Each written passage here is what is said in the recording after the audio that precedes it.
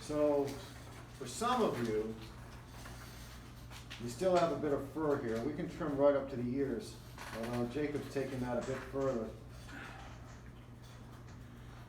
Jacob skinned it all the way to the nose. So he's trying to make a garment out of the pelt.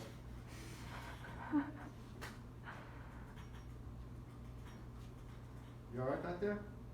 Oh, me? Sorry, my chair's very squeaky. Oh, I thought you were sounding like about to vomit. I wanted to make sure you're alright. Oh, no, that was Barry. Oh, was it? Oh, okay, the hiccup's alright. It just sounded a little more dramatic than that. So, of course, here's the shoulder blades. And we don't want to go between here because you've got that aponeurosis. So be careful about that. So as I grab hold of here, we can see lots of fascia. And of course, we still have a little bit of that cutaneous maximus here as well. Plus, this rat had flab arms. The difference already? She was the kind of rat, that, or he was, that when he waved goodbye, his arms would still be moving long after the people were over the horizon. It happens to musicians.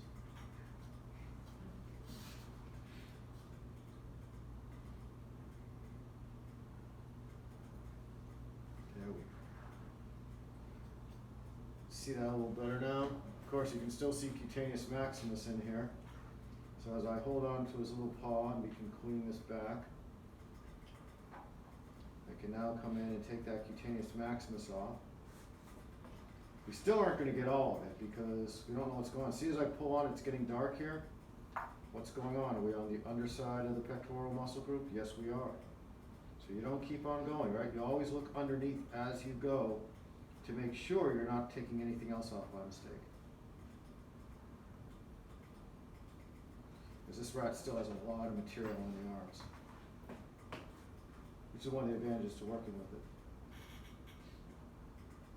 A lot of fascia here still. Now we can see how this separates off from the pectoral group and just remove it. You may also want to tie your rat down while you do this, depending on how much movement you want to give with the animal. But I actually find it easier if you have the animal more or less free so you can move it around a bit as you do these things. So we're coming up here. We're going to leave the area between the shoulder blades alone, unless you've got a nice big fat pad there, which a couple of you have, and then you can remove that until you get to the shoulder blades. Take a little bit of fascia off here to expose a little bit of the trapezius. This rat's a little more twisted than some of your rats will be.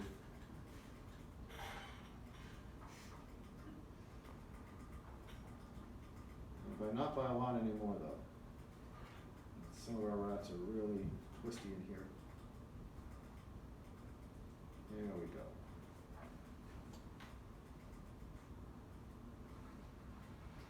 All right, so also manipulate the arm as you do this. It makes it a little easier to begin to see things. You can probably already begin to see some borders as I'm cleaning this up. Notice I'm not going below the elbow. Just like I warned about the thigh, there's a lot of material here that attaches the arm muscles. And if you go below the elbow, you're going to remove that, at least until you clean up the upper arm so you can see what's going on below the elbow. So here, even though we aren't ready to do so, we can see our border of our spinodeltoid. We can also see the border between our triceps brachii and brachialis. So we can only clean so much up before we begin separating the muscles out. Let's come to the other side here. We've got quite a bit of flab to get off the chest and arm here.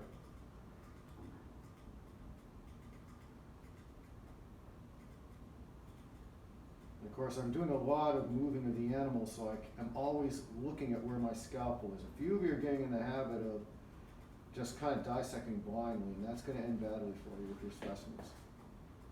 So always move the animal around. It's dead. It's not being inconvenienced. Don't worry. Here we can see a muscle that you don't have, called the epitrochlearis. Now we get to the fun stuff. So we can see our border here of the triceps and brachialis. We can see where the tendon ends. And now we're on the exact same looking material. This is the antebrachial fascia. You're going to remove that. So we go where the muscle ends and work our way towards the wrist. It starts out a little tough, but then once you get a slice in there, it really comes back and peels easily. Try to be very careful here along the radial side, because there's a blood vessel right there and a nerve and all that in there that you'd like to be able to save if possible. There it is. Pretty good injection. Yeah, better than a lot of the other ones. It's trying to make up for the way it's been tortured.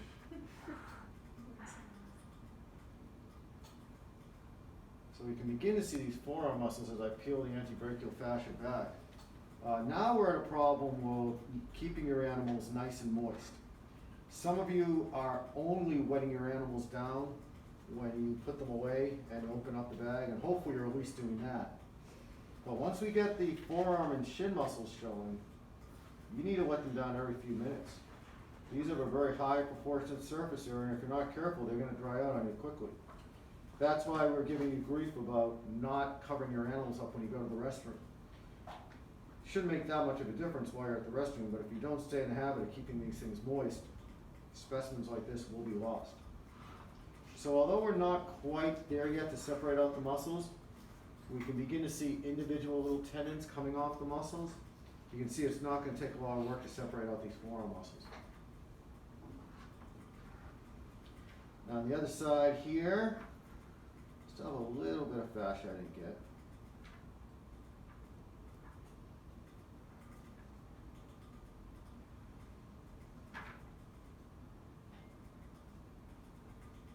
And sometimes it does help just to have your rat's arm down like that so you can kind of work around it.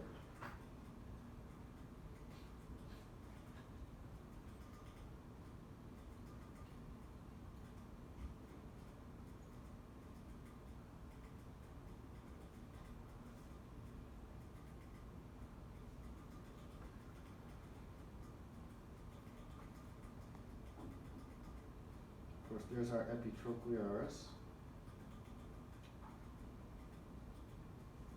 So we can take the tendon from there towards the wrist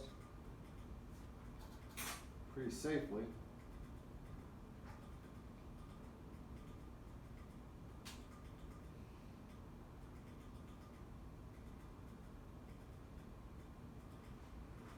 And watch out for blood vessels, they're going to be the same ones.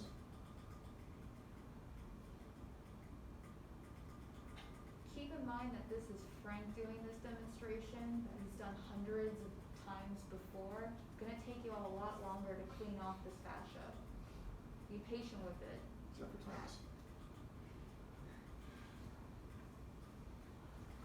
Alright, so even though we're not, again, at that point, we can begin to see these little forearm muscles starting to show off.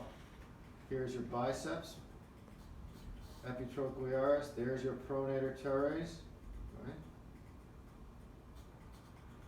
Palmaris longus, flexor carpi radialis. Right, so we begin to see that, and when we go in and clean off this last layer of fascia, you'll be able to see that. But for this part, you really don't clean off the fascia like you're used to.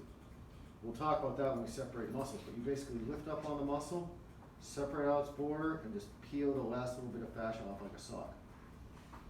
Alright, I think that's a good place to stop. The only other thing I need to show you is the shin, and then you will be ready to start separating out muscles, and I'll show you how to do that.